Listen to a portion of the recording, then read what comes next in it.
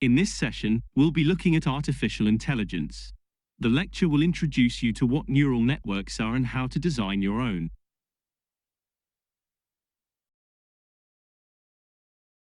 By the end of today's session, you will understand the basic concepts of how neural networks work.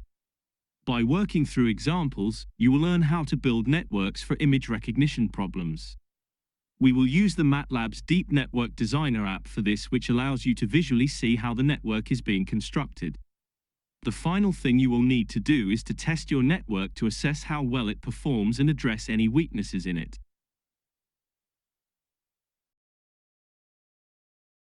In this first video, we will have a brief introduction to what neural networks are and what they are used for.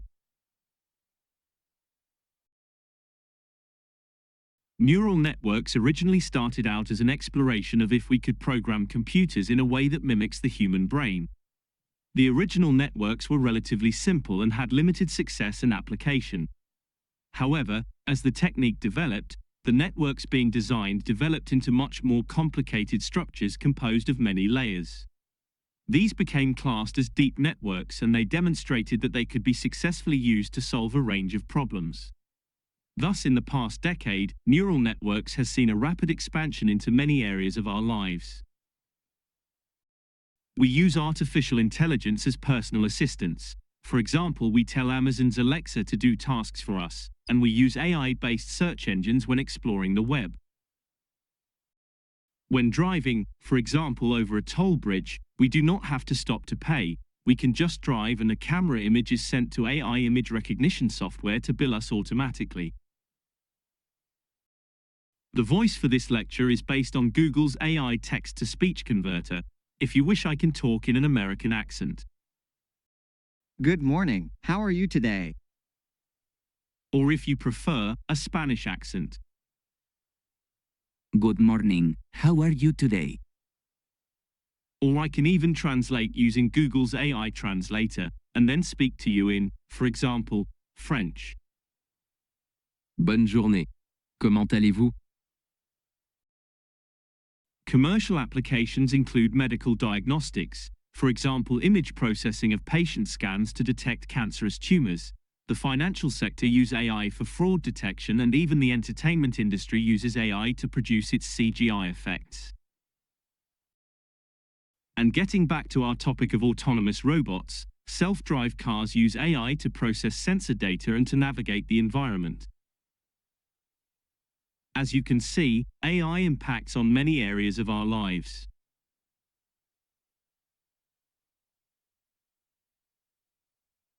There are many ways to configure the geometry of a neural network, but generally speaking, neural networks are broken down into three categories. Feed-forward neural networks are the most basic type, in which layers are sequentially connected together. These were the first generation of neural networks developed, and were used for simple classification problems. As deep neural networks developed, their configuration became more complex. The convolutional neural network is a deep neural network. Rather than simply analyzing the whole image, a convolutional neural network analyzes each part of an image.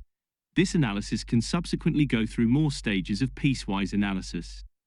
The network is therefore not fitting the image. It is deciding what features are contained within that image, and making a decision based on those features identified. Convolutional neural networks have shown good performance in image recognition problems. Recurrent neural networks are used when the data is time-dependent, namely the current data depends on the previous data. For example, in text-to-speech processing, the AI cannot simply translate each letter at a time. The order of the letters determines how they are pronounced. For example, T in the word today is pronounced different to the T in the word therefore. Recurrent neural networks are configured so that data from previous steps are fed back through the network to be considered in the current analysis. For our tutorial today, we will use a feed-forward neural network to gain an understanding of how neural networks function, but then go on to develop a convolutional neural network in MATLAB for our image recognition problem.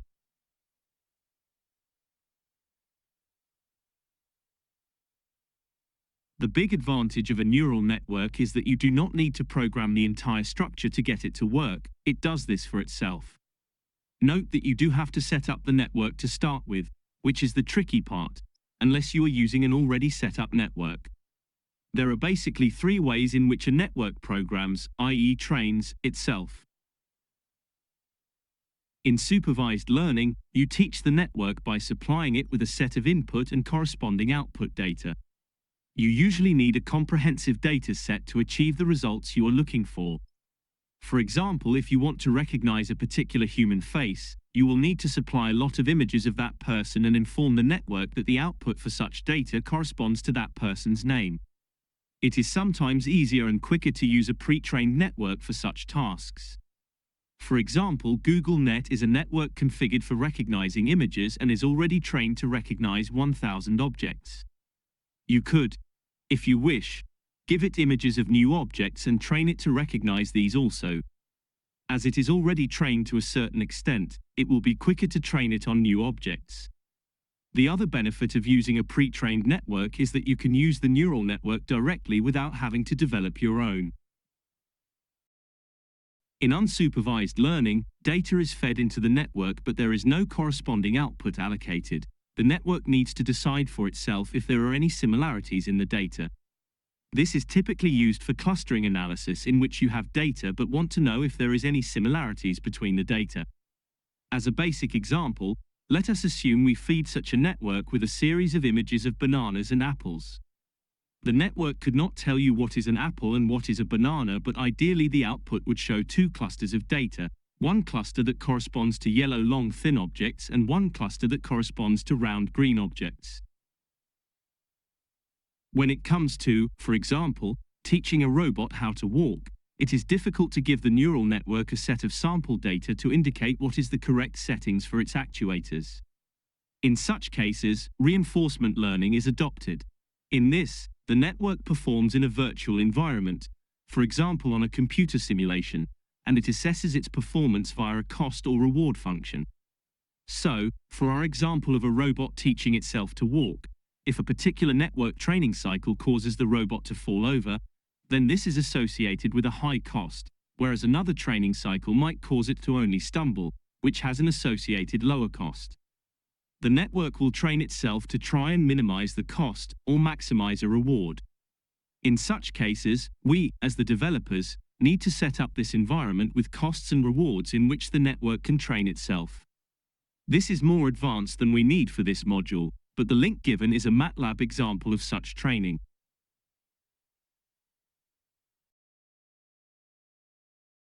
In simple terms, you can think of a neural network as a mapping function. So if we have a certain input, this maps to a certain output. Consider our apple-banana example, and imagine you have an image that is 4 pixels wide and 4 pixels high. If you have green pixels in these locations, then it maps to being an apple, whereas if you have yellow pixels in these locations, this maps to a banana classification. You could argue that you can do this mapping with a series of programmed if-then-else statements rather than develop a neural network.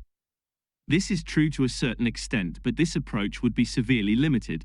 The significant advantage of using a neural network, rather than the if-else option, is that the neural network offers a generalized solution. This means that the pixels do not have to be in these exact locations and have these exact colors for it to be recognized. We will see this effect in practice when we work through an example.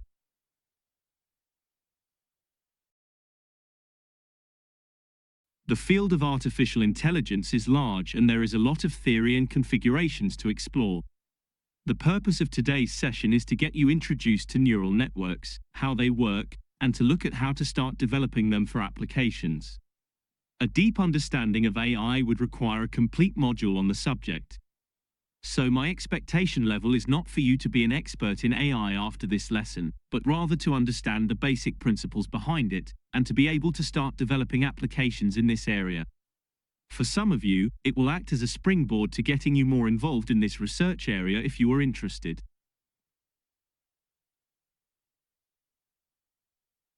In the next video, we will look at the basic operational principle of a neural network.